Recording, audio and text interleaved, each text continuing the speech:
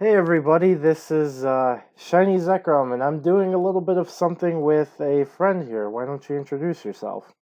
Hey guys, I'm Tanner.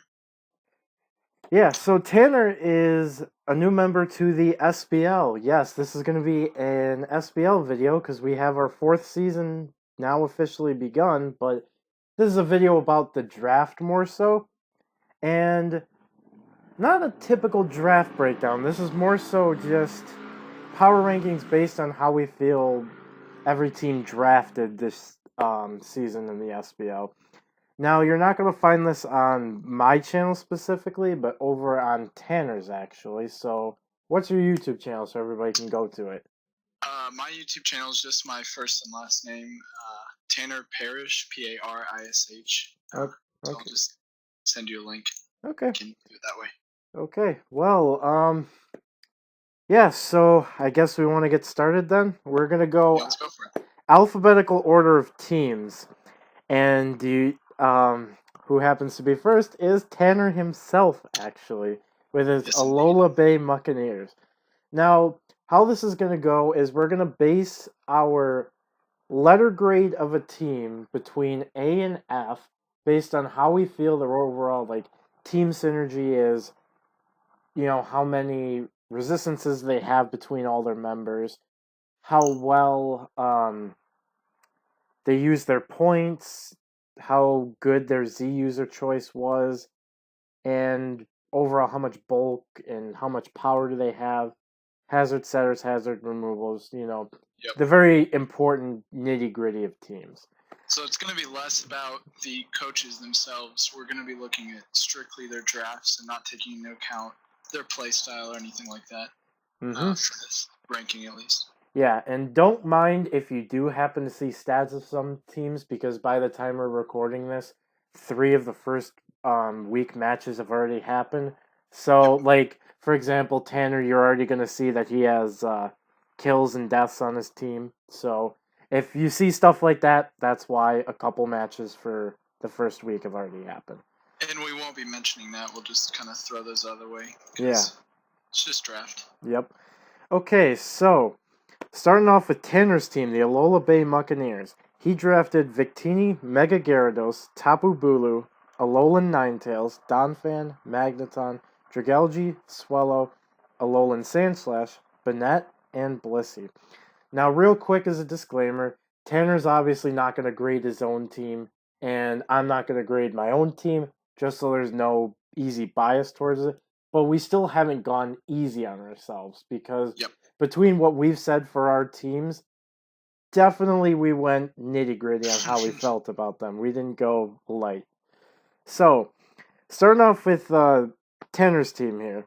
I thought his walls were pretty good known ones, such as the Don fan, very good defense, but still has priority, still has good attack to it. Blissey, which obviously is one of the most notorious freaking walls there is in Pokemon, as well as Magneton being able to run evenly, and Alolan Sandslash also has a little bit of bulk to it that you can't forget about. His offensive mons like Mega Gyarados, Victini, and Tapu Bulu are good threats and very well known ones. Like Mega Gyarados, you can't let it set up Dragon Dance or it can run your team. Choice Band or Metal Plate Tapu Bulu. Victini, pretty much anything you want to run with it works. So there's that. He has also a fair amount of hazard setters, as well as maybe being able to have a couple more hazard removers, seeing as he had, I believe, only one or two, so not too many. And hazard removing, is important in case, Not to interrupt you here, I'm sorry, but I just noticed that one of my hazard removers is actually missing because Sandslash does get rapid spin. Oh yeah, that's So right. even though that's not like a great option, it just is not there. I just noticed that. So Oh just to throw that in there at least. Still not great removal, I'll admit that myself, but yeah, but just one more. especially because hazard removal, his team kind of has what was it, three I believe that are weak to it, and a lot of neutral, so Yeah, not too definitely much my to remove it. offensive threats, for sure. And then the ability synergy, at least like between Alolan Ninetales and Alolan Sandslash, that's a very good thing to be able to have, is be able to utilize abilities within your team and not just have them run dry. Victini, of course, with Victory Star is always good. Just have to be careful of the damage that hail could be causing with other teammates, such as being able, with that hail, having to cancel like leftovers or black sludge that one of the Pokemon could be carrying. And also has one of the highest amount of resistances between any of the teams in the league at, I believe it was 65 or 64, maybe 63. I can't remember. It was, It's 65. there you go. One of the highest, if not the highest, that's in the league. So overall, I would have to say a letter grade of B. The hazard, I would actually say probably more so a B plus, forgetting that you had the rapid spin on Alolan Sandslash and it not being marked. So it's at least one more hazard remover. I would still say being able to have like probably at least 4 of your teammates. So at least more than likely there's one way of hazard removal coming every week, especially with things that are like the offensive threats that are weak to that Stealth Rock because you don't have a way to remove it. Well, offensive threats could already have 25% gone like that. But overall, still a very good team that can still run numbers on other teams if you don't prepare correctly. And I Yeah, we'll suppose, definitely see how it works. and I guess next we'll move on to the next team, which is the Cool Kids Club, which is coached by ACAT. I'll let you All go right. first since I just did your team. Yeah, no problem. Cool. So, going from the roster here, we have Terrakion, Clefable, Arcanine, Milotic, Noivern, Mew, Miltank, Roserade, and Jolteon, with Mew, I believe, being the Z's theirs. Yep. That's one of the more obvious choices, of course. As you'll notice, there are only 9 members on this team, which will bring up a little point we should make here. The way our draft worked was the tiers are a point system anywhere from 18 all the way down to 1. And we basically, it's a free draft style to where you're not confined to tiers that you're picking. Like, you don't have to pick from a certain list of mons. You can pick from anything as long as you add up to or less than 110. So in a cat's case, he managed to pick 9 mons and get 108 points out of it. So the rule is there that you can pick anywhere between 9 and 11 mons. And so the first thing that I noticed when looking at his draft is that he does only have 9 mons, but he has 2 points available to pick that second mon, which I'll bring that back up in a few minutes, which with some suggestions there at least. But looking at his hazards, Clefable, Mew, Miltank, and Terrakion for Stealth Rocks, probably the best Stealth Rock setters of any team off the top of my head. Mm-hmm. Mew, Clefable, and Miltank especially are 3 of the best rock setters in the league. And then Terrakion can do it when it needs to, even though it would like to come more offensive. And then you have Roserade with Spikes and Toxic Spikes, which it does very well. As for hazard removers, the synergy there between the setters and the removers is a little lackluster in my opinion, just because it has Mew and Noivern for defog there. With Mew being really the only option, Noivern can always bring the surprise defog. Bringing Noivern to a match in general is not going to happen very often, and then bringing it with defog is going to be harder. But sometimes you can fit that 4th move slot on. But looking at Mew as a defogger, the big issue that I have with this is that when you're only bringing defog as your hazard removal, you don't have that rapid spin option. You will always be getting rid of your own hazards. And with having some of the best hazard setting in the game, it seems a little counterproductive to always have to defog away. With that being said, Arcanine and Noivern really being the only threats that he has that don't like Stealth Rocks, so I can see him getting around it that way. But in the same way, you can look at it as spikes or sticky webs. Noivern is the only mon that doesn't get affected by those. So Stealth Rocks aren't always the only hazards you need to look at when you're making sure that you have your bases covered there. So I'll let you talk about it a little bit. That's like my main concern with the team. There's a few other points I can make, but No, you made some good points there, but taking into the fact things like Terrakion, Arcanine, Noivern, and then of course Mew, who can run pretty much anything in the game. mm-hmm. Having that as your Z user and then having those kind of threats is really, really good.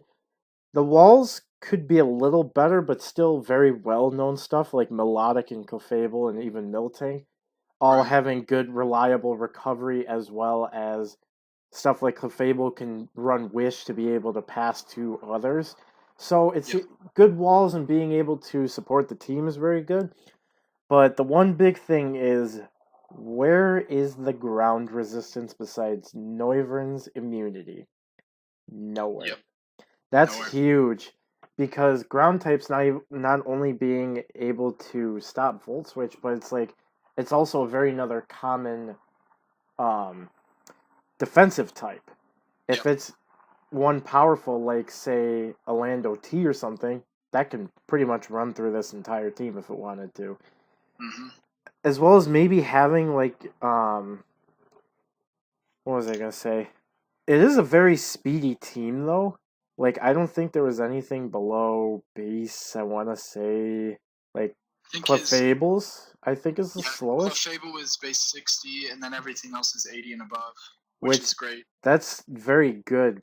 But the biggest thing is also having, and you'll know as we go through this, we'll kind of note as one of our points if it's like the best of a certain stats base stat total throughout the Mhm. entire league. And ACAT happens to have the first two of ours. It has having the worst attack BST throughout the entirety of the league, having only, I believe, three 80. or four things that are above 100, and then everything else is pretty low. Yep. And having the highest speed average base stat total in the league, which can be Yep. good in its own right because you might have to really expend a lot of points to have, like, say, a choice scarfer or, you know, yeah, and having to Exactly. really waste a lot more of your speed EVs or having to force a choice scarf to be able to outspeed can come in handy later in the day. Yep, and that brings up another point that I was making earlier about only having the 9 mons. When you're prepping for a team, like just looking back at my team, for instance, I have 11 mons, and all the resistances that I have, it makes it so much harder to prep because you only get 4 move slots on a mon. So when you're looking at what 4 moves you need to run, in most cases, I'm going to have a mon that they can't hit, or at least they can't hit super effectively.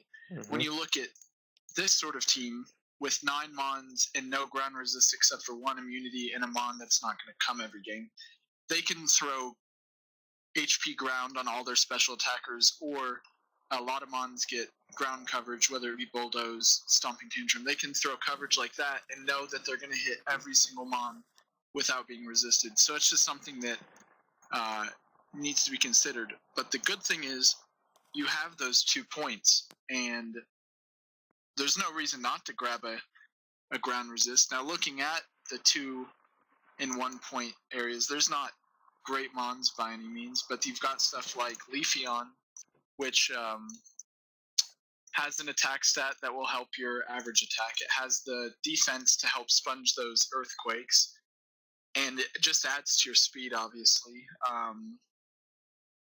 Even if Mm-hmm. you want to just go for another immunity, there's flying types and stuff like that. So it's just something to consider. At least I was looking at when we were talking about our notes the other day. I was looking at Avalug for your team just as a rapid spinner. Now that won't give you a resistance at all, but it'll sponge those physical ground attacks and hit back hard with ice. That's just another thing to consider. But I would definitely suggest getting another Mon, whatever you decide for that 10th slot, but it just adds to the pressure when building, and it adds to your resistances there. So Overall, what was your grade for this one? Because I think we both ended up agreeing on this one. yeah, I think we both gave it a C minus, Yep. and that's on my little notes here. The main concerns, like we've mentioned, ground weakness. Obviously, that's a big one. One of the most common offensive typings in the game. The lackluster removal options being pretty much Mew with defog, and the leftover points slash easy to prep for. And then, like you mentioned, the lower base stat totals of the attack. But altogether, it can be salvaged. That's the good news here. Mm-hmm. It can definitely be salvaged. All All right. right. I guess we're moving on to team number 3, which is the owner of the league, Byrne, coach of the Diancie United. I'll go ahead and let you start off again. All right, no problem. We've got Mega Diancie, Garchomp, Tornadus Therian, Gothitelle, Mienshao, Electros, Empoleon, Drapion, Flareon, Go-Go, and Audino. And that is normal Audino. Just to make a little side note there because it's not as often drafted. The first thing I want to say is this is probably, if I had to switch my team with anybody, this would probably be in the top 3 that I would want to have to take over. Probably one of the best built teams in the league, I would say. There are definitely their issues with it, just like any other draft league, though. Every draft is going to have its big issues. But my first one, which this is more of a nitpicky thing on my part because I'm a huge fan of Firewater Grass Cores. I think that a good Firewater Grass Core really is important for a team. And if you'll notice here, the water being Empoleon, which is one of my favorite bulky waters in draft leagues, so I have no problems there. But your fire type is Flareon and your grass type is Go-Go. Those are both good budget fire and grass types if I had to choose them. But when you're looking at it from a fire, water, grass core perspective, it's really not going to cut it as far as that goes. Just because when you need your fire type, you're not going to want to bring Flareon to every game because it doesn't have the damage output. It does have a base 130 attack and it does have guts, but the moveset's just not there. There's no coverage really on a Flareon. 60 base defense isn't something you're going to want to have. 65 base speed. As far as Go-Go goes, that is something that I can see being brought to more games than the Flareon would be. 123 HP is always something that you like to see. 100 attack. It's not got awful stats. The defense is still low. The speed is still low. But I would see the Go-Go coming more. But I think that having a fire and a grass type, which are 2 of the more common types that people like to run in leagues, being that low on the budget is going to cause a little bit of issues there. Yeah. You still can't, though, overlook things such as like the Mega Diancie, the Garchomp, and Tornadus Therian, even Mienshao for offensive threats. The Great Walls, like you were mentioning with Empoleon, Mega Diancie can still be a pretty nice wall, and Drapion, and Mega Diancie being a very good option for wall because of magic bounce ability. If you fear the Stealth Rock coming, Mega Evolve, Stealth Rock, bounces back, and anything pretty much non-attacking as well. But another big point is the hazard removal, again, was not too great either. Oh. Whoa. My thing was going a little wild. That's going to be the same issue as ACAT had with just 2 defoggers, and that's it. No rapid spinner, but much better defoggers. Empoleon obviously being one of the best defoggers in the game. Something that you can pretty much bring to every single match and run defog on it if you have to. So that's not, I mean, it's an issue, but better off than ACAT is as far as that's concerned. Yeah. And then he also has one of our the highest or worst BSTs, as he has actually the highest attack BST within the entirety of the league. Yeah, which pretty crazy attack. It's very wild, and if you look at it, there's so many things that have over 100, over 130, over 160, over 120. It's crazy because having to prep for it, there's so many variables, like how much attack EVs go in, what item is used. You got to make sure that you're able to tank hits, and with this high attack BST, it can be very hard, especially with the coverage that the offensive threats have. It can be very hard to see what 4 moves are going to be run. Can you tank it? Can you not? And one really good thing about all these high attacks is the special attack stat is average of 97. That's still amazing for a team like this. But if you look at the physical threats like Mega Diancie, Garchomp, Mienshao, Electros, even Flareon and Go-Go, they all have amazing special attack stats as well. They're all capable of running mixed attack. sets, so it just makes that prepping even harder. So definitely a great thing there. And I think that was pretty much all the points I think between the two of us we had to cover. So, and I Yep. th- and I think we overall rated again the same exact grade, which I think we ended up doing a lot of this Yeah. draft. I gave overall a B plus to Burn. Very nice. One What's more that? thing, real quick, that I Oh, wanted to mention was ground weakness. oh yeah, another one. There's 4 ground weaknesses on the team, being Empoleon, Drapion, Mega Diancie, and Flareon. Not a huge deal because you do have 2 immunities, but the only thing with those immunities is, well, I guess Torn T and Electros are pretty good ground immunities to have, and then your resistance is go-go. So not a huge issue.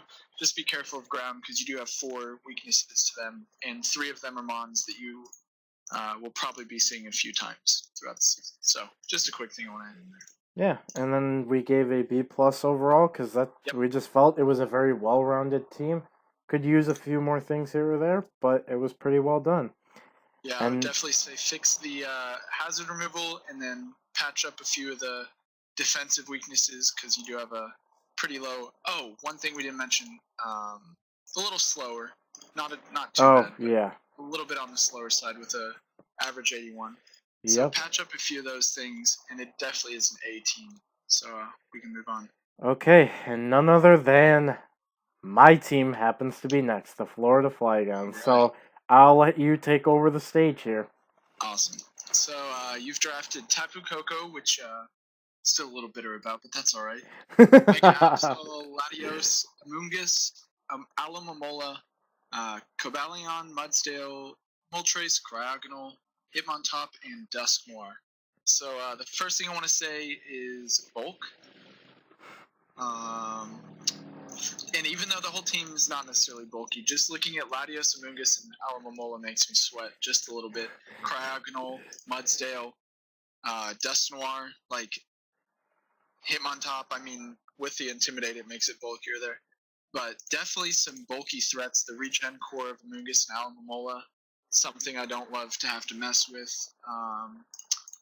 But diving right into my notes here, the first thing I notice is having Latios as Z captain, which is perfectly fine. Latios is a great Z. Just I prefer Tapu Koko, so I feel like you could have gone either way there.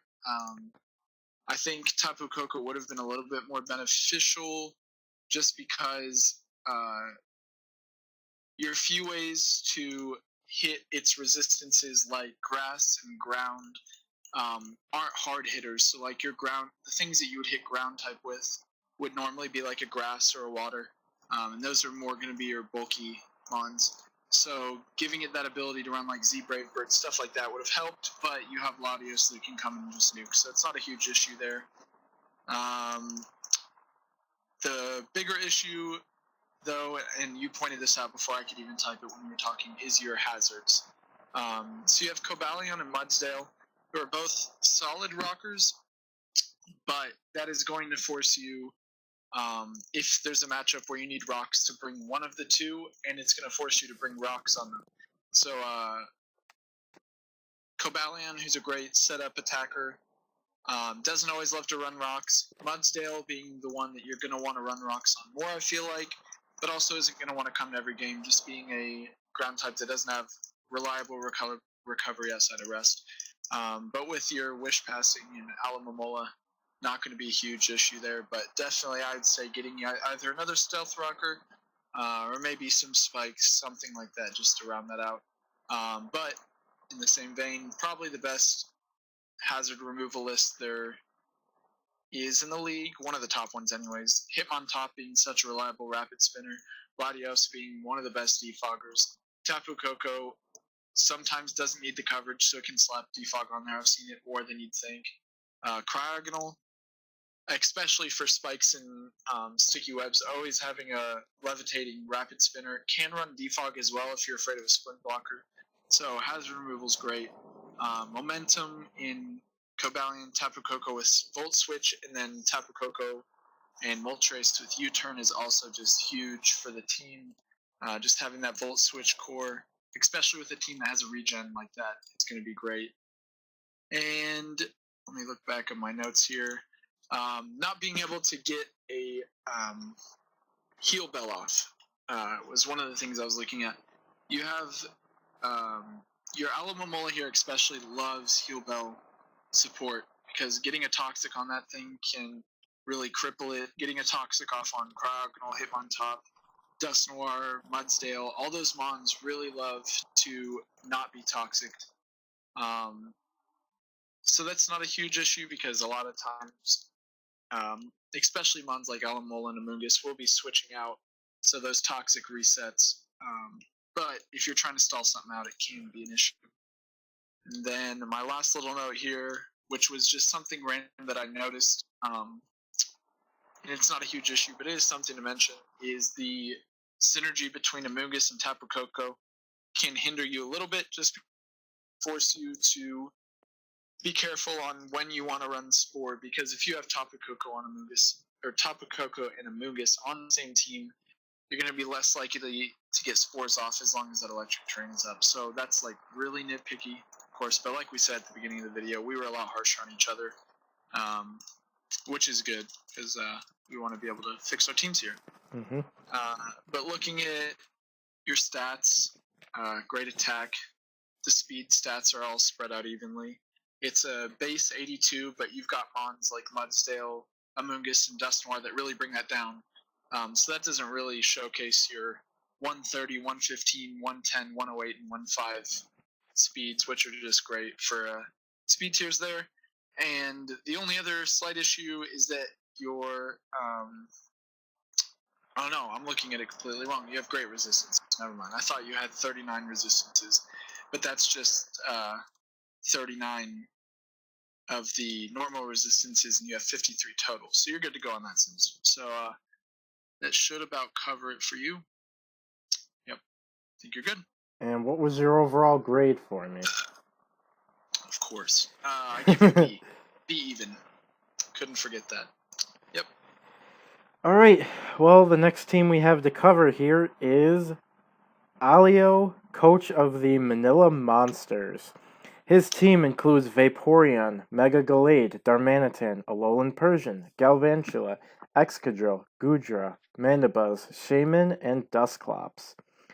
So, one of the good things is he has a lot of options to be like clerics, such as like Heal Bell and being able to get rid of status conditions, as well as the momentum within the team. Between those two types of things, very, very good, very reliable ones as well. Just one of the big things, if I remember right from my notes, was the lack of hazard removal. Having only two options, which Mandibuzz, of course, a really good runner of Defog, just because it's going to be more bulky very often, not really running much attack or much special attack or anything like that. But then, if you don't bring Mandibuzz, that would force a thing like Excadrill to have to run Rapid Spin on it, and having three things that are weak to it, such as the Mandibuzz, Galvantula, and Darmanitan, not having enough hazard removal could really just hinder you in the end, because especially having, this time, not 9 teammates, but 10, a good amount of teammates, but having, a third of that team being weak to rocks and only having two ways of removing it, and one of those ways is weak to rocks, may want to look at that to fix it up a little bit, just so it doesn't hinder you in the end, especially for things like Darmanitan, which want to come in and most often run Flare Blitz. And if they're losing 25%, and then if they're about to nuke something with Flare Blitz, that's going to be a lot of recoil. Most likely already half your HP is gone in just one move and rocks. Yeah, so one of the other issues, and I checked my phone real quick while you were talking, so if you mentioned this already, I'll just keep going. But did you mention hazard setters at all, or just removal? I did not say hazard setters, just removals. Okay, so I'll go into that. Pretty much the same issue as hazard removal. There's just not enough of them. They're great options. Excadrill being a rock setter as an option is a great option, especially since this is a non-sand team. so you're not going to be running Excadrill as the Sand Sweeper as most teams would. And then Galvantula Sticky Web's best Sticky Webber I can think of off the top of my head, besides maybe Araquanid, but that's newer anyways. So, but those are your only options: is Excadrill with the rocks, and then Galvantula with Sticky Webs. So against teams like mine, for instance, that rocks are going to be something that you want to have up. You're going to be forced to run that Excadrill with rocks, and that's either going to keep you from running Scarf, or that's going to have you run Scarf Rocks, or something along those lines, Focus Sash Lead, something like that, and you're not going to be able to use Excadrill the way that it is intended to, or you're just going to go with that Rocks. One other thing off the top of my head, let me look at my notes before I say anything stupid. Yeah, okay. Probably some of the best offensive pressure in the game. Let me reword that, though. Some of the best potential for offensive pressure. You have the Excadrill, who is one of the best offensive threats in league, almost always a kill leader, stuff like that. But like I said, you're keeping it from doing what it wants to because you're almost always going to have to run rocks on it. Like you mentioned, Darmanitan, one of the best choice scarf leads in the game, I would venture to say. But with that rocks weakness and the low hazard removal options, every time it comes in, it's going to take 25%, and it's not going to want to click U-turn as much as it wants to, because it's going to get low damage off and then take 25 more percent. But with things like Mega Gallade, Gudra, Shaman, like, you have the offensive pressure there. You just don't have the synergy quite yet to throw that offensive synergy off. And just one other thing. I wrote it down here, but the more I think about it, the more I talk about it, I actually think it makes more sense than I gave it credit for earlier, is your Z choice of Gudra. One of my big complaints was that you have an Excadrill on your team that's not a Z user. 99% of teams, Excadrill is going to want to be the Z user, just because it likes to be able to nuke things that it can't run coverage for. But after I talk about how you're going to have to use Excadrill this season, you can't afford to run Z crystals on it. So I do think it was a smarter choice to not run Z on Excadrill. If you do switch the team up and get rockers or something like that, I would suggest switching that crystal over, because Gudra does like to run more of a choice specs or assault vest, something like that set. Leftovers, like something like that. But I would say that with your current build, Gudra is probably the best option. And something to also note was 2 more of the overall worst BSTs not having pretty much any special attack at all. There was maybe 3 members, I think, that had over 90 and above, and the rest one were... of them's Vaporeon, who you're not going to be running offensive anytime soon, so... Yeah, so overall the worst special attack BST in the league, and also the worst defensive BST in the entirety of the league.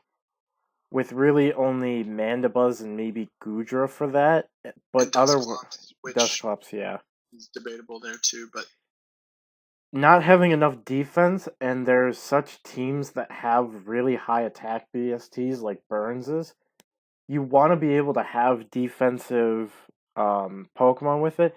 You have decent ones, like I mentioned, Mandibuzz, as well as Mega Gallade has a base 95 defense, but in the end, not having enough to be able to wall defensively is not going to be too great looking at it in the long run, because things could just, like the next team we're going to go to, I know there's 2 offensive threats right off the bat that could just run this team over pretty much. For sure. But otherwise, there were pretty good walls as well, like Vaporeon, Mandibuzz, and Gudra, like we've mentioned as well. Yeah, they all have good synergy. It's as far as defensively, it's just your offensive synergy that's going to be a bigger issue there. And one little side note is your fairy weakness. Teams can pretty much spam fairy. Set up fairy moves, or set up fairy mons like Belly Drum, Slurpuff, or Calm Mind Clefable, or even Calm Mind Florges can be an option against this team. Your answer to it is going to be a special defensive Excadrill, which is not a unheard of set, or like Assault Vest Darmanitan, I guess, but that's not a thing because you have what is it, base 55 special defense, so that's not going to do anything for you. But especially physical fairy types, like, I don't even think Mimikyu went drafted, so you don't have to worry about that, thankfully. But Belly Drum Slurpuff, which I'm looking, and it may not have gone drafted either. I don't think it got drafted, no. So you may have dodged bullets here, actually. But free agents are always a thing. Mm-hmm. Coverage is always a thing. Like, for instance, you have the Mega Absol, which can run Play Rough. Mm-hmm. And Play Rough plus Knockoff against this team is, pretty devastating. Not to throw your tactics out the window there, but I'm sure that one was pretty obvious at least. But these are things that can be remedied just by making some free agent changes. I feel like you have some weird picks, like I think we talked about Alolan Persian just kind of randomly being thrown on the team. You already have Mandibuzz as an amazing defensive dark type, so you don't need the Fur Coat Persian. Parting Shot is good for momentum, but with the rock weakness and bad removers, you don't want to be switching around a lot. So I'd say getting those 8 points back for the Alolan Persian and just looking at the tier list for 8 points, you've got Dewblade, who could at least take hits from Fairy. It wouldn't give you any rocks there, at least. But you've got Fortress, which would be another thing that could take actually, Fortress is not looking bad at all for your team. It would just make an insane fire weakness that... How many would that be? That'd be 4 weak to fire, and good amount of resistances for it. Yeah, with the Vaporeon and the Goodra especially, I don't see it being a huge issue, especially because some of your fire weak mons, like Galvantula and Shaman, aren't going to be switch-ins to any hits anyways. So you'd more likely have the Vaporeon and Goodra to switch in. So I think it could still work. But if you do go, I don't know, I'm just seeing Fortress as a great mon for the team. I mean, not great as in it's going to fix all your problems, but it gives you hazards, it gives you removal, it gives you defense, it gives you a fairy switch in. I don't know, just it works for me. But that's just a suggestion there. I'm just looking at the tier list real quick, so there's probably better options. But can't dwell on that for too long. That's what we've got to say anyways. Overall, we gave, I think this is another one we agreed on. C-. Yeah, C-. Which will bring us to our next team, which I'm going to make a disclaimer on this one. Kittens, who is the coach of the Orgrimmar Absols, is somewhat new to Dragon League format and also wanted to have fun. So some of the picks may not be, the best picks, but still ones that could, in the end, if you don't prepare right, mess you up and things like that. So it's not, he's trying his best, I guess, is the best way I'm trying to say it. So it may not look like the best team on paper, and one of the first things you'll notice is only using 100 of the 110 points. Which we can get into that as well. Yeah. So let's go over the team would probably be the best thing to say. Yeah, go for it. So we have Braviary, Mega Ampharos, Smeargle, Vileplume, Keldeo, Rotom Mow, Lycanroc Dusk, Sylveon, Entei, Prinplup, and Kyurem Black. So I had mentioned that there were a couple offensive threats from the next team over that could wreck Alio. Kyurem Black and Entei from this team were the two that I happened to look at during my notes that I had mentioned were these two. That's two that, just to go back to Alio, those are two that could kind of really run the team, especially because both have... Sylveon just runs it as well. Mm-hmm. There's the Excadrill to come in, but, you can only come in so many times on a Hyper Voice. Hidden Power Fire. Yeah. So, the good thing was the first thing I have noted, at least, was the good amount of hazard removal and also hazard setters. Having... Smeargle may not be the best because its BST doesn't really say much, but being able to put up any sort of hazard, being it, Spike, Stealth Rock, Toxic Spike, Sticky Web, really kind of forces you to have to be careful and maybe have one of those Rapid Spin or Defoggers that you have just to make sure that, those things don't run your team, because sticky webs can be an insane team killer, especially choice scarfers that, don't have immunity to sticky web. That could really just hurt a team very much. And of course, Stealth Rock, also Lycan Rock Dusk and Primplup being able to run them as well. Good amount of hazard threat to teams, especially ones that may not have as much removal.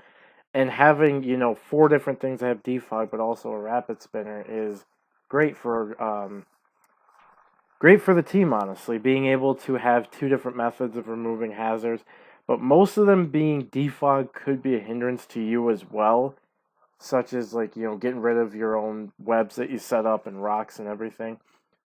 But yeah, I'll let you go into a few more points since I think I hit a couple. Okay, so I just want to say this first because I don't want it to come off wrong when we're critiquing the team here. Especially for this team, there are a lot of issues with it, and as you mentioned, it is because this is a team that was drafted more because these are the ones that they like, and this is just for fun. But I am going to pick apart the team quite a bit, just so not to put you down at all, but just in case there are things that you hadn't thought of or that you are interested to know about the team, you have that information. So I'm going to go over the issues with the team. And obviously those don't matter if you're just here to have fun, because then you're just going to have fun. So it works. But if you do want to know some of the issues with the team, or you're curious to see what you could change, then I'm going to go into that kind of stuff. So that's just to get that out of the way. Looking at the team, obviously it's you can tell it's a team that the Mons are drafted based on what they like and not what they needed necessarily. So going into hazard setters and removers, just to start, you have a long list on both sides, but I would have to cut those lists down just as what's actually viable. So you have the Lycan Rock Dust and the Smeargle, who I would say are your only viable hazard setters. Primplup as a rocker can work, but it's not really going to come that often. So Smeargle and Lycan Rock are not awful options, but I wouldn't throw Primplup in there as a stealth rocker that you're going to bring to many games. But more, it's hazard removers that I think the list is kind of not telling of how your removal actually. Primplup, again, is not a mon that you're going to be able to bring to that many games. Smeargle, you're never going to run Defog or Rapid Spin. Okay, you're never going to run Defog on a Smeargle. I can see maybe Rapid Spin being on a Sash Lead Smeargle, just in case somebody else wants to throw up rocks or something against you. So I can see that working, but you're never going to run Defog on a Smeargle just because Smeargle's whole thing is setting up hazards at the beginning of a game, and the Defog would just be a little weird. But Rotom Mo is not a bad defogger, and Braviary can slap defog on a set that it does need coverage, which won't be often, but there are cases where I can see that happening. So as far as your removers go, I would say Rotom Mo is your best and almost only option. Smeargle can run Rapid Spin effectively, but it will be just for a suicide lead kind of Rapid Spin, so it won't be able to come in and remove hazards whenever you need it to. And then Primplup can run defog maybe 1 or 2 games if it has the right matchup. So I would, going into that, and also bringing up the point that you have 10 extra points, I look through the tier list and I see in 11 points we have Tentacruel undrafted, which if you drop Primplup, you'll gain an extra point and get the 11 points for that. So knowing that you drafted all these mons for fun and things that you want to use, I understand if you don't want to drop Primplup because that's the mon that you want to use. But just throwing out the option of dropping Primplup and picking up Tentacruel to you, in case that is a mon that you do like to use or you didn't consider before or whatever. But it gives you reliable Toxic Spikes, gives you reliable, one of the best removers in Draft League, especially for 11 point. It's a great Rapid Spinner. It gives you a Water type, which you have Keldeo, but that's not going to be defensive. So it gives you that defensive Water type that Primplup is on your team, but it's a Tentacruel that can come to almost every game. So that's just your option there. But let's look at the positives here, because I've already broken down the team enough for one day here. Good resistances to some of the more common typings. 6 resistances to water, 5 resistances to fire, 5 resistances to grass, 4 resistances to steel, and 3 to ice are all amazing types to have huge resistances to. 2 immunities to ground. No resistances to ground, though. And then you have 3 weaknesses. And let me just look through here. Your 3 weaknesses are your Ampharos, your Lycanroc, and your Entei. So 3 of your biggest offensive threats, obviously you have the Chiron Black there, so they're not your biggest at all, but 3 of your bigger offensive threats who do not want to take a ground move, in your immunities being Rotom-Mow and Braviary, who, Braviary being your first pick, I have a feeling you're going to want to use that a lot, so it'll probably come in a lot of games. And then Rotom-Mow is a pretty good ground answer as well, because it does get the stab Leaf Storm. So your resistances are spot on. You don't have a ton of weaknesses. You have about average weaknesses for the rest of the teams. 38, 35 is pretty average. There's a few teams that have like in the 20s, but that's just good team building. So as far as weaknesses and type matchups are concerned, you've got it all covered there. And then I believe you have notes on base stat total, most likely, right? Actually, no, not for this team. Not on this team? But Okay, there were things like the team also has a good amount of things that can run like Volt Switch or U-turn. momentum, So for sure. really good amount of momentum. Good options for like clerics, like being able to have like Heal Bell, Ampharos, Aromatherapy, Vileplume, and I think Heal Bell Sylveon as well. Yeah, Good cleric options as well. The offensive threats, of course, we've already mentioned, like Kieran Black Entei and Lycanroc Dusk. You can't go past those. Good walls like Rotom-Mow with the Mega Ampharos and Sylveon. And good speed tiers as well. Very like mixed, so it can be very hard to build against as well. The one thing I would suggest with your speed tiers is, as a general rule, I like to have one mon that is above base 110.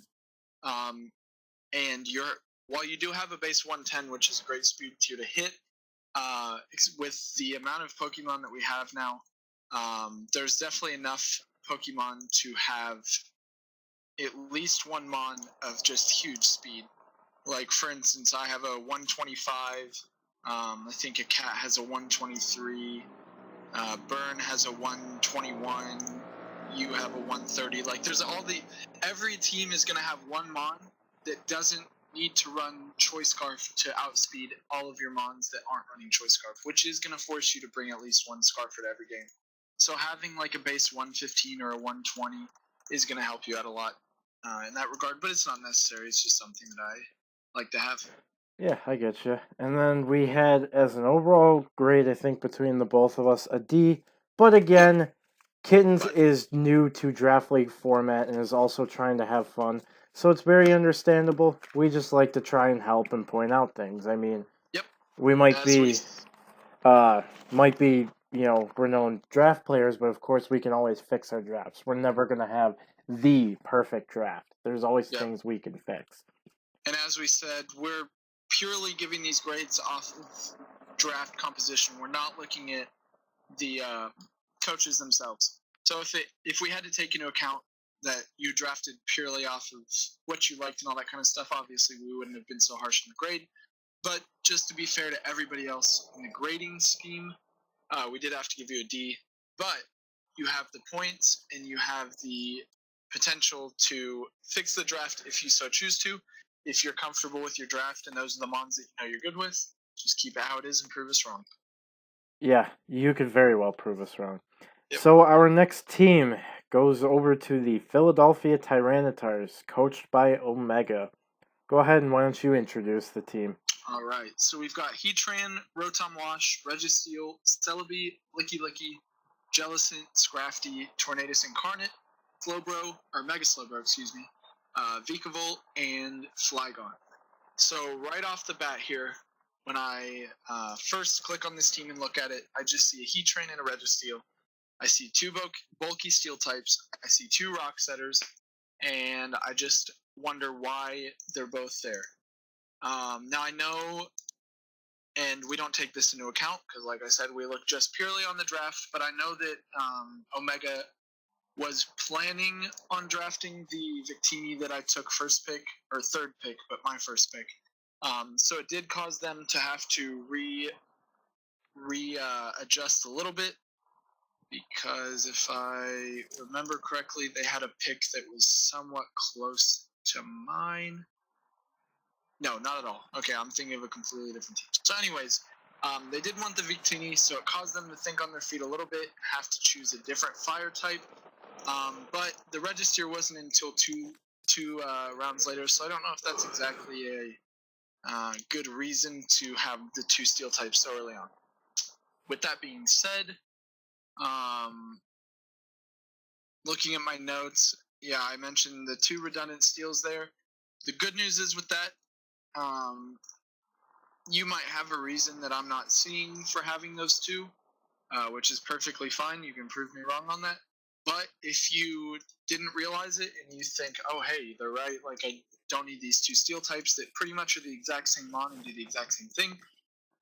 Registeel being worth 10 points and Heatran being worth 13, that's a lot of points to be able to choose something else that can help your team out more. So just a free agent switch there will patch that hole up. On my notes here again is speed. And that's going to be the big theme with your team here is speed. Base 69, speed. I don't have the notes for that, but if I'm not mistaken, that's the lowest base. Yeah. Yeah, it definitely is the lowest speed BST. Just under the Queensland Quagsires, but going purely off the stat there, it is the lowest. But that's not my issue necessarily. It is my issue, but the other thing is speed tiers. You have 111 to 110, which covers that above 110, and it covers a good speed tier of 110 to 111. It's got a gap, but it's not an awful gap. But then you drop all the way down to 86, which is a pretty large gap between 86 and 100, especially because Rotom is not something you're going to want to run speed on because it is your bulky water for the... Oh, you have Jellicent, too. You've got another... And Mega Slowbro. Okay, so that just brings up another point that I'll have to cover in a minute about 3 bulky waters, which I didn't realize you had. But anyways, so your Rotom can probably come Scarf to multiple games just because you have that Jellicent, Mega Slowbro to cover that role. But you're not going to want to bring Scarf Rotom a lot just because it's not a great... It's a good surprise mon. It's just not a great bring every single time mon. Your Firewater Grass, looking at Heatran, Celebi, and either Rotom Wash, Jellicent, or Mega Slowbro is really solid. Having Celebi as a Z-Mon is alright. I mean, it can work. Let me look at your hazard setters. Yeah, you have Celebi, Heatran, and Registeel. My only issue with that is it's pretty much Celebi and one of the steals because you're not going to be able to bring... well, I mean, you can classify those 3, I guess, because you're never going to bring 2 steals to 1 game. But either way, it's good enough. But with Celebi being your Z-Mon, it's going to make you want to run it offensively more just because you want to be able to use that Z-move, which can nuke pretty much... Celebi has that coverage to nuke a lot of things. But that does force you to bring one of your steals as a rocker, which Registeel loves to run rocks, so I can see that working. Heatran, though, likes to run different sets occasionally, and having to throw rocks on that isn't always a great thing. But solid rocks overall. As far as hazard removal is concerned, I don't have too many complaints other than that you have Mono Defog as your removal. You do have 3 good removers, but I'd love to see a Rapid Spin there. Great momentum with 3 solid U-turners and 2 really good Stab Volt switchers. You have the Clerics with Heal Bell and Healing Wish. So my 2 big issues are going to be your redundant speed, like I mentioned there. You can go ahead. And a couple other things we had mentioned was not having enough to cover the Dark type. Dark, yep. I just looked at my notes and saw that. Scrafty is the only thing to cover Dark types, and that's really about it. Are you going to want to bring a defensive Scrafty just to cover the Dark type all the time? No, because sometimes you're going to want to run it pretty offensively because it does do it well with, something like a Dragon Dance. Um, Another good thing was the resistances I remember on this team were fairly well. Wasn't it like a 63 or 64 if I remember Yeah, right? I have in my notes that it's great resist. Yeah, 64. So it's one below mine, which I think is the highest, but I think so, something yeah. like it's great either way. 64 is a great resistance. 10 immunities. Oh yeah, Spread that's out between huge. 1, 2, 3, 4, 5, 6, 7, 8.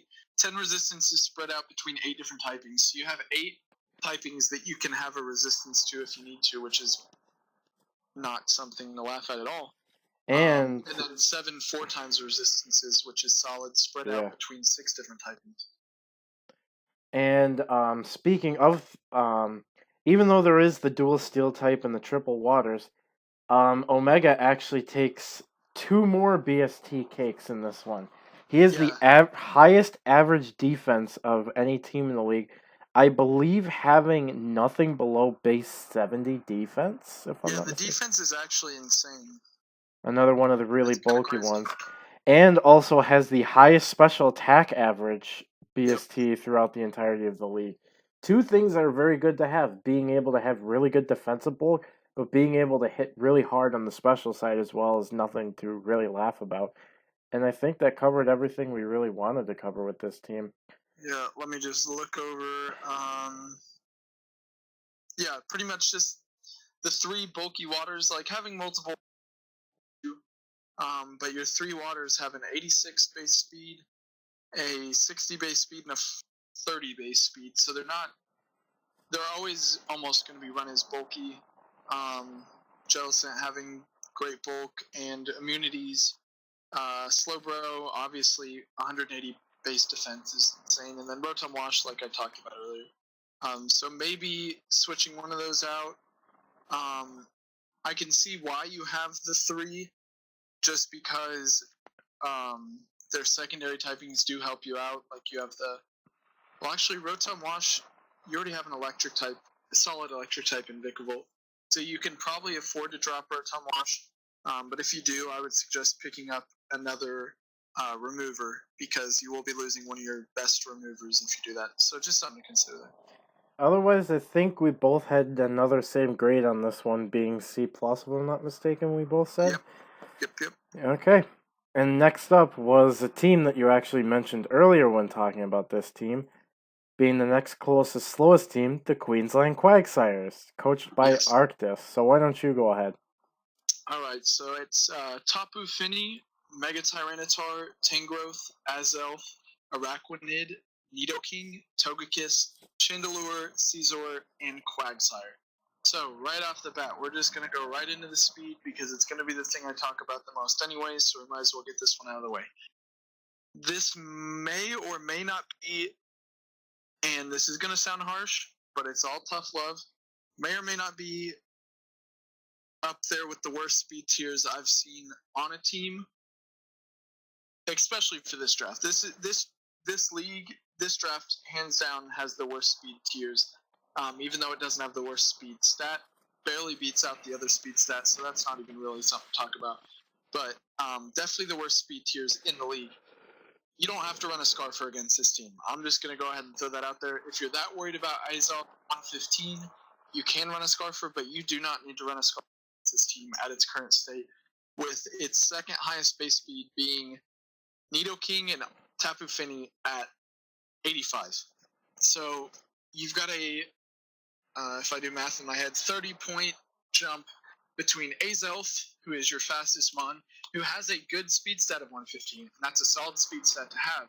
But when you then move into an 85 Tapu Fini and an 85 Nidoking, it's just not something that you like to see as far as speed goes. So fixing those speed stats is going to be something that I would definitely suggest doing. Just looking over the team, priority is not something that you have much of at all either.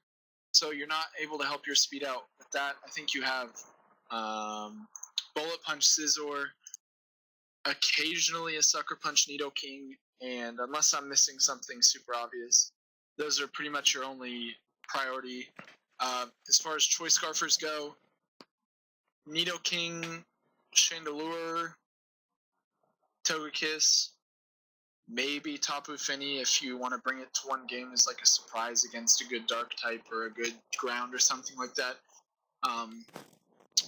But your good options for Scarf are going to be beat by almost every other good option for Scarf because at most they're going to be able to hit base 80 Scarfers and base 85 Scarfers. So not great. They're great Scarf options in general, but when those are your only Scarf options, it's not a huge positive. And then you have the Mega Tyranitar who can Dragon Dance, which is going to be your only other form of speed control. Because unless I'm missing something, maybe Tapu Fini, maybe Togekiss gets Tailwind. But It unless does, I'm missing something there, I don't think it does. You really have no speed control other than like the occasional Rock Tomb on maybe Tangrowth or something. Like, I don't know. I'm trying to help you out here and give you the benefit of the doubt, but the speed is just something that I can't look past. As far as that's concerned, except for like a D-Dance, T-Tar, and a few Scarfer options. And then my other option, or my other biggest issue, and I will get into the positives, don't worry. But my other biggest issue is going to be the Tapu Fini, Araquanid, and Quagsire all being water again. Now I can easily look at your team name and know why you drafted the Quagsire. But as much as I love the meme pick, those 4 points could be used to immediately help out your speed tiers. So I would consider that. Just looking in the 4 points, there's stuff like Pyro, I'm pretty sure has a good base speed. Raichu, I'll look at your electric type because off the top of my head, I'm not sure. No electric type on this No team, electric actually. type. Alright, so Raichu Alola is sitting right there. Rotom Fan, that's base 86. That's not going to do much. Togedemaru, I don't know. I wish I would have thought about this ahead of time so I had some better options for you. But a fast electric type, dropping that Quagsire is my suggestion for you on there. It would at least fix your speed tiers a little bit. You're going to have to make at least 2 or 3 changes to fix those speed tiers because you need something in the 90s, around a base 100, and then like a 110 or even something faster than Azo, really.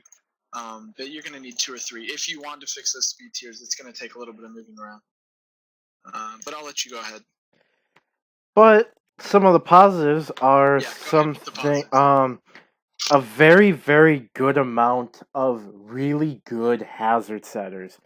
Azelf, if you want to be like that Focus Sash lead that was like Stealth Rock Explosion, you got something like that you're able to run. Nidoking also is a very good option that can sometimes run Stealth Rock. Mega Tyranitar, of course, is a really great option to run Stealth Rocks. Toxic Spikes, which not many teams in the league even have Toxic Spikes, so that can be a very good surprise if not prepared for, because you set up 2 layers, Toxic Poison, can really whittle a team down like mine, which can't really, get rid of it. And then another one of the arguably best sticky web setters in Araquanid. Sticky webs are a very underrated thing. Like, I don't hear many people grab or want to use them, but it can really mess teams up if teams aren't prepared for them. And then 3 really good options of defog. Tapu Fini is one of the best, arguably, to run defog as well. Like, it's usually ran bulky and usually always carries defog. It's just another one of the mono defog removing teams as well, not having, rapid spin as an option, so you have to always get rid of yours as well. But then Togekiss is another great option that can run defog, especially because of its good special defense bulk that it has. And Scizor, which can also be ran defensively, that also has a good option to defog. So really good hazard removers and setters as well to me. Probably one of the better teams in the league that can do it. But another thing with these team members is not many clerics or big clerics that can really do much. Maybe also a little bit more in the terms of momentum, because there's really only like 1 or 2 U-turn users, and that's really about it. But other than that, it was actually, I think, a pretty solid team. Also good bulk around it, but good, like, things that can really hit hard on teams. So I think this is another one we agreed on as well. I think we're starting to get close to where we disagreed. I Yeah, had C for this. Didn't you have C for this as well? I had C minus on this one. Ah, so, Speed tiers are what, like everybody has their thing in draft, but they are speed tiers are my thing. Like every time I look at a team, speed tiers, I look right at the hazard removal. Those are like my two big things. And speed tiers on this team were just a little too much for me to look past, so I did have to rank you a little lower. But I do want to mention this because people are probably looking at me like, "What are you talking about?" Because earlier I talked about how little you had to do with speed control, and you have one of the best sticky webbers in the game. So I do just want to mention that I overlooked sticky web as a speed control option, um, which is going to help your speed tiers a lot. But at the same time, it's going to force you to bring Arachnid to almost every game. It's going to force you to bring Sticky Web to every game. And all you've got is Defog. So you're going to be getting rid of your Sticky Webs every single time you want to get rid of those rocks that your mons like Chandelure, Kiss, Arachnid, don't enjoy. So I will give you credit. You do have the Sticky Webs. Do Sticky Webs have good synergy with your team? No. Not necessarily. But if you can get them up and keep them up, then it's going to help you out a lot. So I just want to mention that so I don't look like a complete idiot. you're good. So, yeah. That would lead us to our next team, and arguably the one of the bulkiest, if not the bulkiest team that we have. Coach Flair of the Seattle Superiors. The team of Volcarona, Zorora, I don't know how to pronounce that. I think that's how you do it. It's Zero Aura. Like, I get you. Zero Aura. Yeah, Yeah. like an Aura, I guess. I don't know. Okay. My best guess. That Mega Swampert, Umbreon, Skarmory, Florges, Dragonite, Cresselia, and Gigalith. I think just saying those names, I think we can agree these are some of the bulkiest mons in the freaking draft league format, and yeah, I'm not looking forward to this team personally. This is you really got to have your breakers on for this team. So I guess I'll start out since I haven't done so in a while. So one of the things I noticed was it's another mono defog, but some options that can really easily run defog, things like Skarmory and Florges, two, things that can really, really run the hazard removal. But it's another one of the defog, which defog in this case is another good team that has really good setters like the Gigalith Stealth Rock, Skarmory Stealth Rock, and Spikes, Mega Swampert and Stealth Rock. Really good options to get those hazards up, but again, with the mono defog, there's no way to not get rid of your own Exactly. hazards that you want to try and set. Yep. I remember seeing good clerics like the Florges and the Cresselia, Umbreon, all really good things to get rid of status conditions that might be hindering the amount of bulk that your team has. The momentum I remember saying was decent. Maybe could use like one or two more really good ones because I think there was only U-turn and I think Volt Switch on one or two things, and that was it. So, and U-turn can really help momentum because you can get into things that could wall the opposing Pokemon. Then you could maybe force a switch, get an easy heal bell off, get rid of your status conditions and stuff like that. But if you don't have enough of it through your team to support that, then it could hinder you in the end. All right. So just to cover the momentum that you were talking about just a little bit, Zero Aura has Volt Switch, and Umbreon has Baton Pass. Right. And Volcarona has U-Turn, which you're never going to run a U-Turn Volcarona, so we'll just throw that out. So there is the Volt Switch on Zero Aura, and the Baton Pass on Umbreon, which I've seen Baton Pass run a lot on Umbreon in draft. It's not a bad option at all. So good momentum, but not enough momentum, I feel like. So if you were able to pick up another mon with momentum, that would help a lot. But at the same time, you have such a rocks weakness.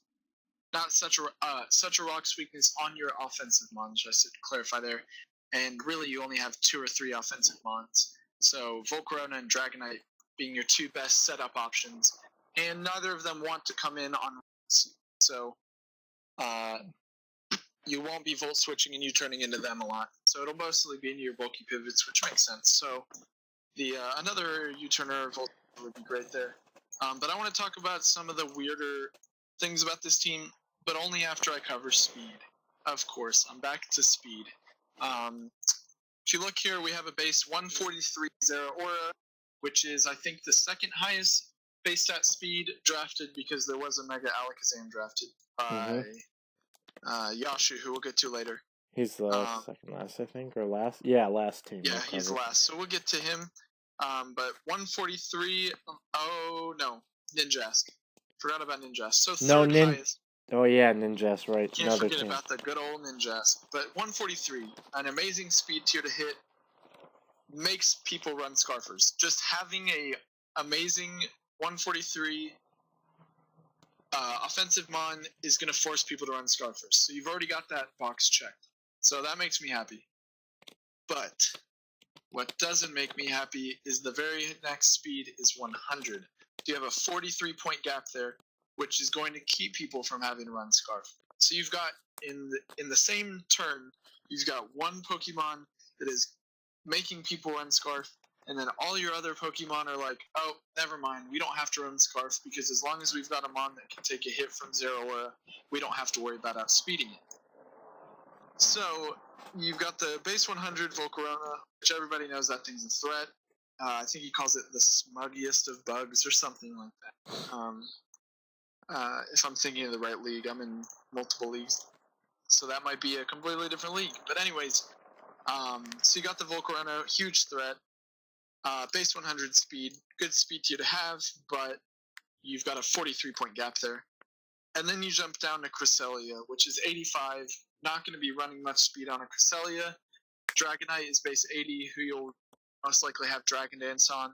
So you will have a little bit of speed control there. And then 75 on Florges, who not going to be running much speed on either.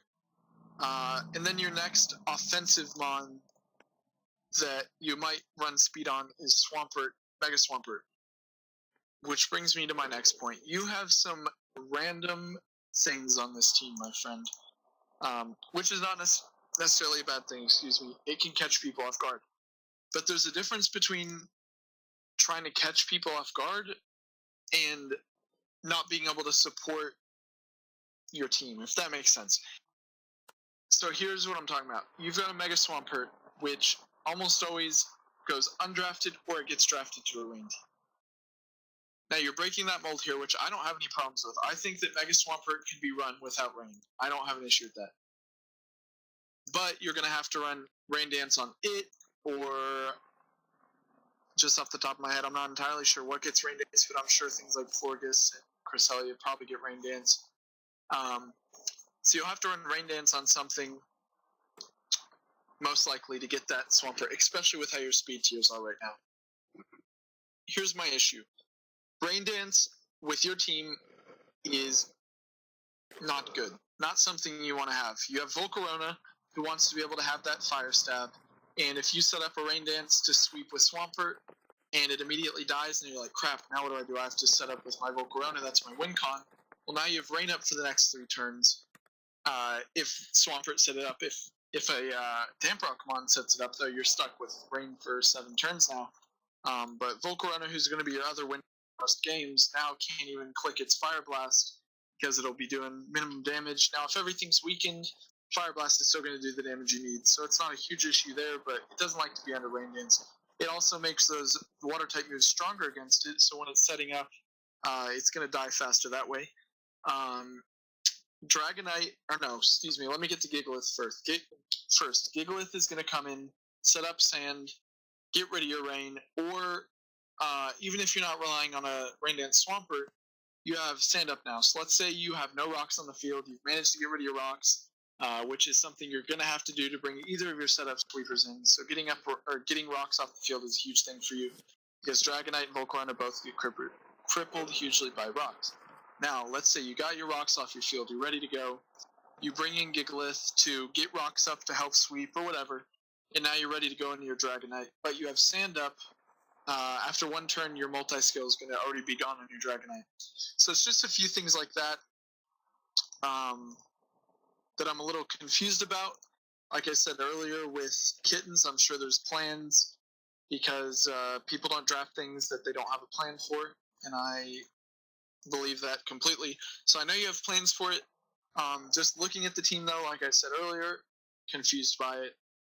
But I'm ready for you to prove me wrong. And I guess to just add a couple more points to the end, Flair does actually have the highest special defense BST throughout the entirety of the league, and I And think it there is was, besides the Skarmory at base 70, nothing below 80. Now that was another solid. point, like I was saying with Iron, it is solid, yeah. You have the option to be able to tank special hits like it's nothing, and there was that, but then the other point I had was besides setup, there's almost no real direct offense, as I think we had said. You have your Mega Swampert with base 150, Yep. and then Volcarona, sure, 135. Typically, we'll have to get a Quiver Dance, so it's a little bit speedier. And Dragonite definitely needs that Dragon Dance. Sure, it's 134 attack, but you know that base 80 speed that can really hinder it. And as you said, if there's rocks up, 25% gone, there goes your multi-scale. Then you really got to hope you can live a hit and set up a Dragon Dance to be able to sweep. Yep. Still wasn't too bad of a team, and I think this was one we agreed on. I was wrong on the last one. What Well, did you I say? actually changed mine while I was talking about it, so I don't know if we will agree now. But after looking at all the different things, I did change it to a C minus, just because I couldn't see how um, Arctis's team was any worse off than yours was. So I did decide to give you guys the same score on that. So I did change it to a C minus, just because most of the issues were the same between the two teams: speed tiers and uh, bad synergy and stuff like that. So I did change it to a C minus.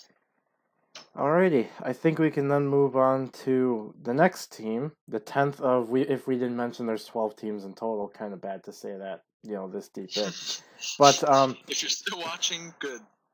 so next up is the T plus Pazolite, coached by Drago, and this one was, I think we both agreed, probably one of the scariest teams that is in the league Yeah, for sure. I think between this one and Burns, my favorite draft Yeah, you said this. If out of this the was two. like one of Yeah, your teams that you wanted to take over, I think this is the one you said you wanted to trade the most if you could. yeah, yeah. So, If I had to choose between this and Burn, I would definitely go with this one. It's just my play style. It's mons I'm familiar with, all that kind of stuff.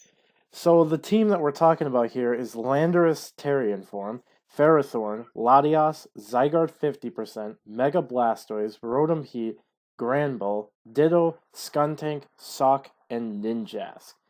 Mm-hmm. So, right off the bat, one of the things that we had talked about was in terms of BSTs, this was the lowest overall BST of all the teams in the league. So not one Yep. specific stat, but of all the stats considered, this is the lowest BST. However, it doesn't exactly dictate the team by any means. Right. I mean, two of the most powerful threats in Draft League format being the Zygarde 50% and Landorus Terrian, those are things you can never just let run by because they can easily just set up sweep. And I'll kind of hint to that because I kind of actually lost to a setup Lando T, or at least it very much hindered my team in the match that I had with Drago. I know we weren't going to talk about much, but that's just an example of don't let Fair it. to point out. Yeah. So besides that, I remember commenting there was a good amount of hazard removal, and there were both forms of it, so it wasn't a mono defog or a mono rapid spin, anything like that. There was, I believe, 6 different forms of the hazard removal, being Lando T, Latias, Ninjask, Rotom Heat, and Skuntank all had defog, and then the option of rapid spin on Mega Blastoise. Really good to have this amount of hazard removal. And the team in the first place, honestly, um, a lot of them typically resist like stuff like the rocks that would be run on teams. Just really like the Ninjask and the Rotom Heat, but Ninjask you're not going to run every time. Rotom Heat, good option to run a good portion of the time, so that could be a little bit, good to be able to have so much hazard removal like this team has. But then it brings me to the hazard setters, which arguably has some of the best ones, don't mind you. Like, I know it's only 2 mons and 3 different hazards for this team, but Ferrothorn being one of the most renowned stealth rock and spike setters in the draft league format, as well as the Landorus T, some of the best hazard setters, and you can't really look past it. Could use 1 or 2 more though, so it's not reliant on those two, especially teams that we mentioned earlier on that would really have to force to bring themselves hazard removal because rocks could really hinder them. Maybe need a couple more just in case for hazard setters at least, so that can help you out there. And just to say with the team, as we mentioned, very hard hitters, but still a good amount of bulk to the team as well. Yeah, for sure. So as I mentioned, love this team. There are obviously some issues with it, and I will go over those. But definitely, I think scariest team, and I wouldn't want to say best synergy, just because there are some things on here that are a little iffy as picks. But overall, great team, like I mentioned. So let me just go to my notes here so I know what to talk about. As you talked about, really solid setters, even more solid removal. Mega Blastoise being one of the best rapid spinners. And so that goes ahead and that stands it apart from all the other teams. Not all the other teams, but most of the other teams, as they have a rapid spinner. And it's not a bad one either. It's a decent rapid spinner. So they don't automatically get rid of their hazard every time they need to get rid of the opponent's or the hazards on their side of the field. Which leads me to another point about hazard weakness. Little to none as far as hazard weakness goes. There's the Ninjask, who's 4 times weak to rocks, and there's the Rotom Heat, who's 2 times weak to rocks. Other than that, you have the Lando T, who is only hit by rocks, and it's neutral. You have the Ferrothorn, who's resistant to rocks, who doesn't care about Sticky Web because it's already slow, and who's immune to Toxic Spikes. You have the Latias, who's only, again, hit by rocks, and it's neutral.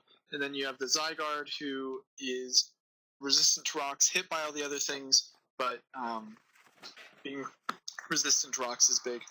And those are the 4 main threats of this team. Those 4, and then the Mega Blastoise, you can throw that in there with them. But that 5, I could arguably see Lando T and Zygarde coming to every game, one or the other. You don't always want to run Lando T and Zygarde because they kind of follow the same role, and they're both 4 times weak to ice, which is a point I want to make, and a thing that you, in your prep, try to take advantage of, and I know we don't talk about week 1, but we're going to talk about week 1 real quick.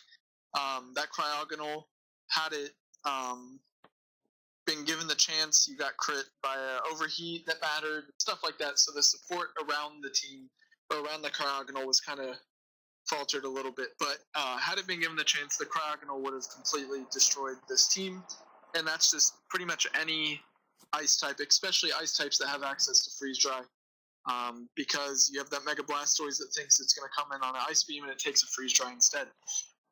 So with that being said, we'll go into more of the positives. I think there are a lot of on this team. They good enough speed tiers. I do have an issue with the 160 to 110 jump. Actually, now that I think about it, I have a huge issue with your faster speed tiers. You have 2 mons above 100.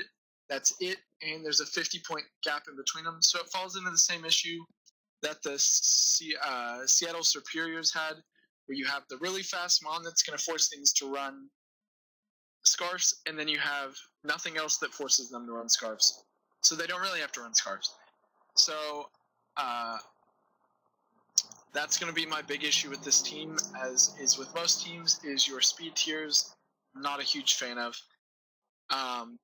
But with that being said, you have Florget. Nope, I'm on the wrong team.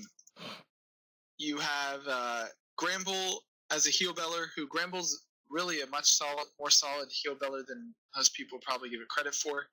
I do enjoy Gramble in Draft League. I think it's a great fairy type in Draft League. And then you have the Latias, who is Healing Wish, which is also something not to sleep on there. And then you have arguably the best U-turner in the game in Lando T, and one of the best Volt Switchers in the game with Rotom Heat. So good momentum there. As far as your weaknesses are concerned, 58 total weaknesses, 10 immunities, huge stats there. Your biggest issue is going to be Ice, as I've mentioned. You have 2 4x weaknesses with your Lando T and your Zygarde, who are 2 very important mons to your team. So having both of those 4x weak to Ice is not going to be great. Your Latias is weak to Ice, which is also not great. And then your Ninjask is weak to Ice, which isn't a huge threat. So it's more of a concern between your Zygarde, your Latias, and your Lando T. Just looking at it, I would almost say that you could do without the Zygarde. You have the Latias and the Lando T, who are a ground type and a solid dragon type, and with your weakness to Ice and not many resistances to it, I feel like there's a better fit for that 16-point slot. As big of a threat as Zygarde is, and it can sweep games on its own, so I don't see a problem with it staying. Sock, probably my favorite fighting type, or budget fighting type to use, so I love seeing that on the team. And then, just to talk about how it's the lowest base stat total, there's 2 factors that I want to point out that take into that can be overlooked. Number 1 is you have Ditto, who is base 48s across the board, who you could almost argue shouldn't be included in the averages just because it's never going to be a base 48 Ditto when you use it. So the base 48s really don't matter there. But I can see why they're average just because it's one of the Pokemon you drafted. And the other average is that you have drafted all 11 Pokemon, which forced you to pick some budget things, which compared to some of the teams, like, for instance, the Seattle Superiors, who only have 9 Mons, they're not going to have to draft, like, their lowest point is an 8 point, and that's Umbreon. And obviously Umbreon has a 525 base set total. So the reason that your base set total is brought down a little bit is because you have those budget mons, which I commend you on drafting 11 mons because I think it's a smarter idea. But if you look at base stat totals individually, you have 4 mons with 600 and above base stat total, which is insane. Absolutely going to hit hard. So don't feel too down about having a 507 base stat total, because with the 288 Ditto, and then you have 4 mons that are around 450. So that's going to have a lot to do. That should be, yep, that's all I have to cover on that. Alright, and I think this was one we possibly agreed on, even though I'm saying that to like every single team. I think we agreed on yeah, this was one we were indifferent on. You had gave the B plus, and I gave a B on this one. Yeah, just a B. Like I said, I'm a little biased almost, I want to say, just because this is one of my dream teams. Like, this is a solid team that I would draft any day of the week. And I can almost bring it down to a B just after looking at your speed tiers, but I'm going to just leave it at B+, just because the speed tiers are not as bad as most other teams' speed tiers are, so it's not that big of a deal. Yeah. Okay, the next team that we have here is going to be the Vanguard Venusaurs, coached by Iron. Why don't you go to this one? All right. So we have the Mega Venusaur, the Thunderous Therian, which is the slower one with the Volt Absorb for anybody that isn't aware. The Weavile, the Chansey, the Swampert, the Celesteela, the Blacephalon, the Yanmega, and Dunsparce. So right off the bat, and I'll mention this every single time I see it, but there's only 9 Pokemon, and I'm not a huge fan of that. Just because it makes it easier to prep for, you have less options. I will be, soon. And resistances being 46, not a huge number, and your weaknesses being 27. There's a few things that, like for instance, you are so weak to Dragon Spam. If your Celesteela is either not brought or is weakened or whatever, you're very weak to Dragon. You have no resistance, or you have 1 resistance to Dragon in the Celesteela. While you have no Dragon type, so there's no weakness, a Bandit Outrage or a Draco Meteor from any dragon type is going to put in work against you. And most dragons are going to have coverage for Celesteela, or going to have teammates who can take care of the Celesteela.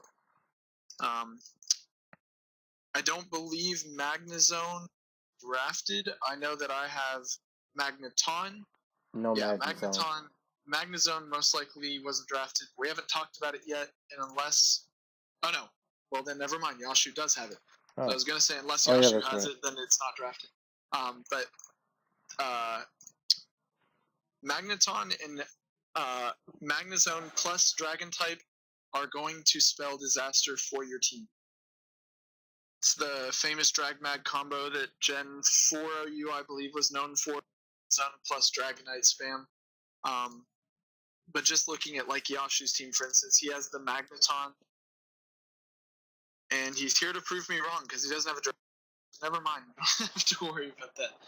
But just watch out because free agents are a thing. You don't battle Yashu till week 10, so it's something that he can consider definitely.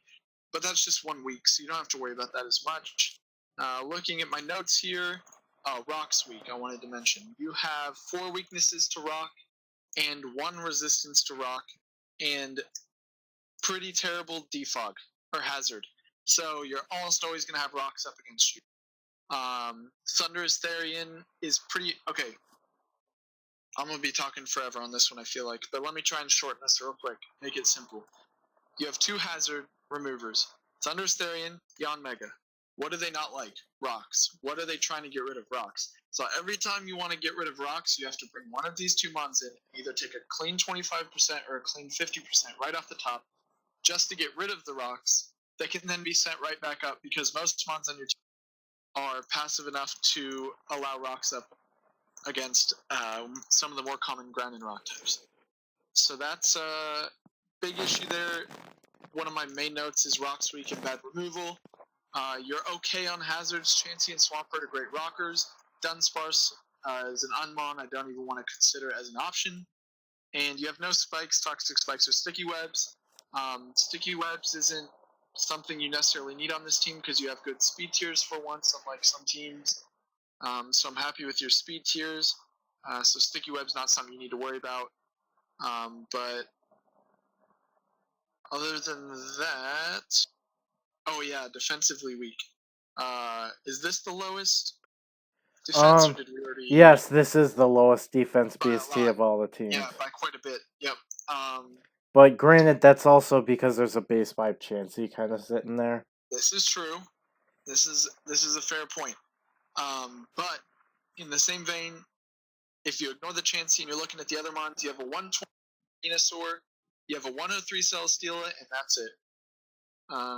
Your Swampert Space 90 can be run defensively, but Grass Knot, HP Grass, Woodhammer, Horn Leech, any grass move is going to spell disaster for that, so it's not necessarily reliable.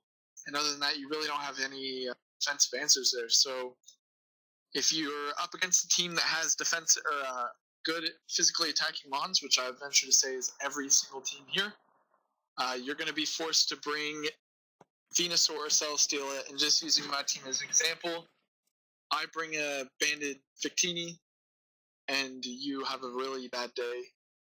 Banded Entei from Kittens, you have a really bad day. Swampert's your only option there, and HP Grass from a physical attacker is still going to do a good chunk to a base 100, base 90 Swampert.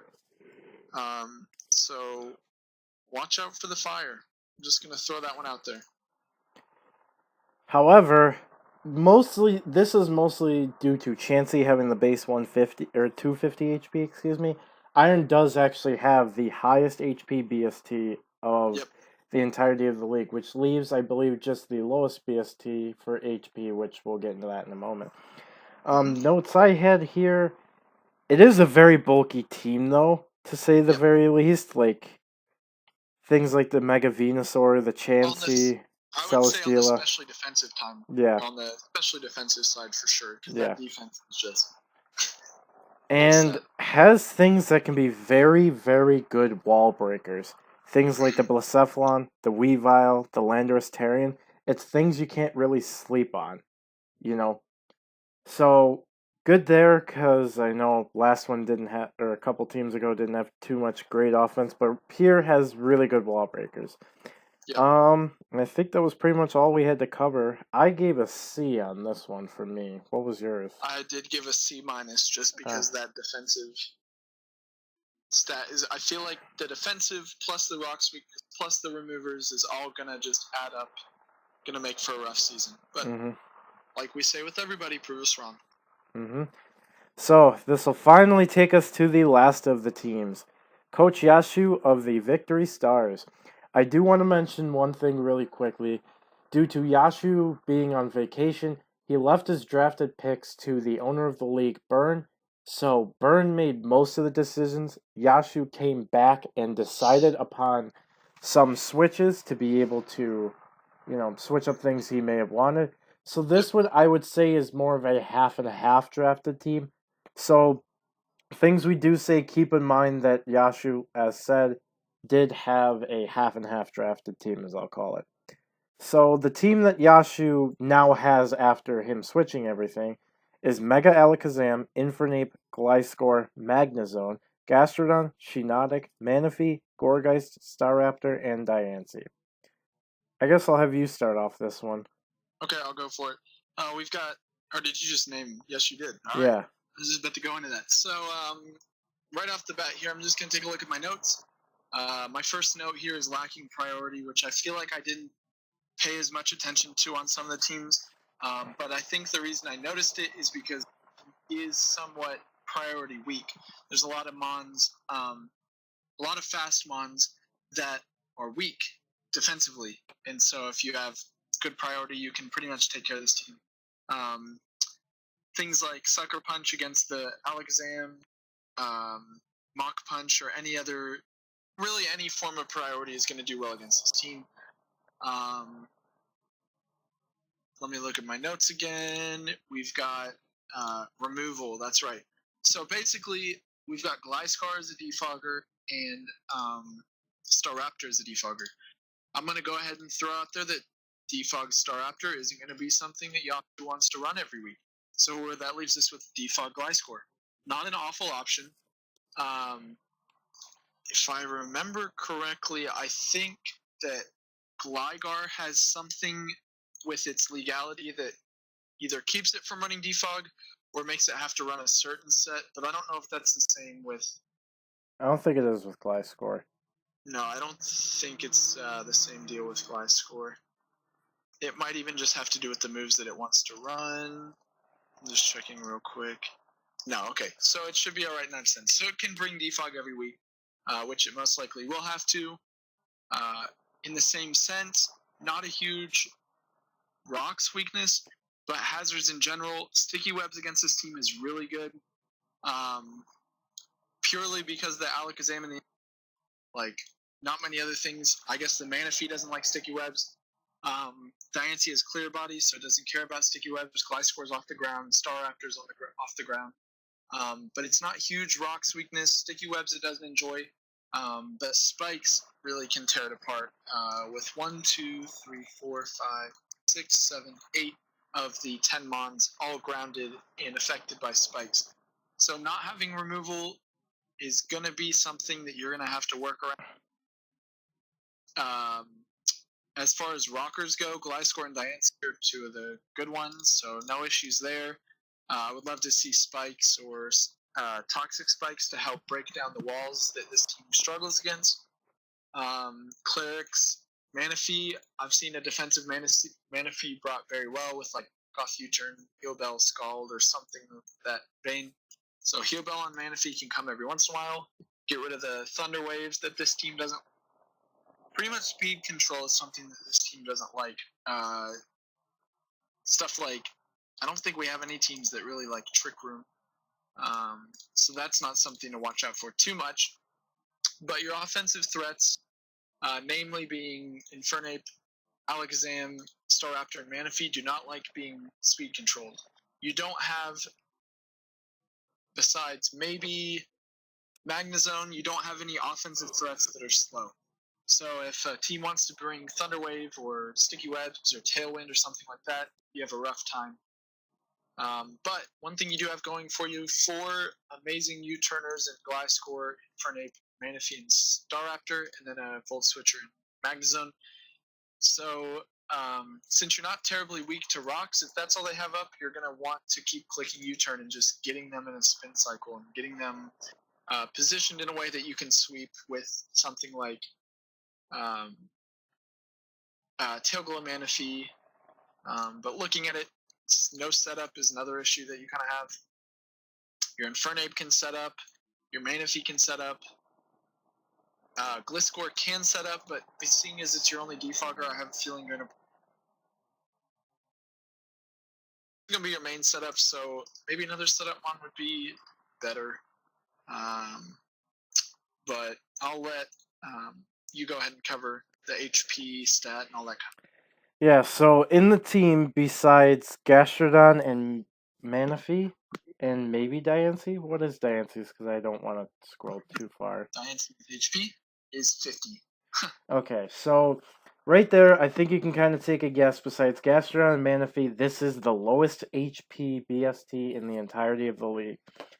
It may not seem too bad, especially because there's the threats like Infernape, Mega Alakazam that can really just hit things hard. But not having enough HP means that even things like Stealth Rocks could make it really easy to just kind of calc for damage. Like offensive threats may not have to run as much offense because of the Pokemon on this team not having that much HP, could be really easy to run calcs because you may not need that like 240 attack that you had to have on one team because of really great HP. Then you go to this team and it's like, oh, I may only have to have like 108 or something like that because there's really not much HP of the team, so you can't really take too many hits over and over. So if something's dealing like 30%, well, with like say a Stealth Rock switch and it does 12%, you're not going to be able to take more than 2 or 3 of them, and then you're done for. Yeah, you covered another good point, which was I didn't like the lack of hazard removal, but good decent setters and maybe one more for me. The speed tiers were kind of a little on the more bad side. I mean, you have a really nice base 150, then a really big jump to 108, a couple hundreds, a 95, then an 84. So it seems like these are all pretty good. Then it just kind of jumps down to a 60, 39, 30. And I know Deoncey's not fast and I can't see its speed, but not too great. So speed tiers could be a little better. But good wall breakers like the Mega Alakazam, like the Infernape, like the Manaphy that can easily stat up, Staraptor, things like that. A good amount of bulk as well, like Gliscor defensively, Magnezone defensively. Manaphy could easily be run defensively if you need it. Shiinotic, Gourgeist, things like that. Good bulk, good wall breakers. You definitely mentioned the great momentum I liked with this team, and I think that was really just about it. The overall grade I gave here was a C plus because I really do like this team. Just could use maybe a couple things here and there, like maybe something that has a little bit higher HP, that maybe might have the option to remove hazards. Yeah, I gave it a C plus as well, so we did agree there. Just looking over it while you're talking, I have a few more points I'd like to bring up. You have no ghost resistance. You do have 1 immunity in Staraptor. That's not necessarily something to be too happy with there. And you do have 2 ghost weaknesses with Alakazam and Gourgeist. So just be careful with ghost spam. It's not a common typing that is spammed, but it is something just to take note of. Fairy, you have no weaknesses to it, but you only have 1 resistance to it. And so, again, a strong setup Fairy, even though you're not going to be getting hit super effectively. If it gets a few Calm Minds up or if it gets a belly drum, if somebody does decide to Flare Puff, it can do a lot of work against your team. And finally, you don't have a Dragon type, which is just one of those typings that I feel like is almost necessary on every team just because Dragon types usually can hit pretty hard. And especially against teams like Iron's team, all you have to do is put a Dragon type on your team and you've already got type matchup. So just a few things to consider. I did give you a C plus as well. And like you mentioned there, there's a few things that you can improve to make this team much better. All right, and with that being the final team, that is the whole power rankings in terms of at least like letter grades based on how their drafts were. If we do decide to continue this, um, every week, this will be where the power rankings, for each team is going to start to come into effect, where we will actually rank teams based on their performances more than their actual team and how they drafted. So, just to keep that as a reminder, but you got any other comments, really? Um, Overall, I don't think we have any. I've seen many drafts that have been much worse than all the drafts we have here.